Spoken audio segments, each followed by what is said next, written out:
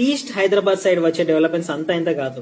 ఉప్పల్ నుంచి నారాపల్లి వరకు 6.2 కిలోమీటర్స్ ఒక ఫ్లైఓవర్ రాబోతుంది. ప్రజెంట్ 30 మినిట్స్ ఉన్నటువంటి జర్నీ రేపు పొద్దున 4.5 మినిట్స్ లోనే కంప్లీట్ అయిపోతుంది. పోచారంలో ఆల్రెడీ ఐటీ సెక్టర్ ఎస్టాబ్లిష్డ్ అయి ఉంది అండ్ ఇప్పుడు ఎక్స్టెండ్ అవుతుంది. గట్కేసర్ ఔటర్ రింగ్ రోడ్ దగ్గర చుట్టూ శాటిలైట్ టౌన్షిప్స్ రాబోతున్నాయి.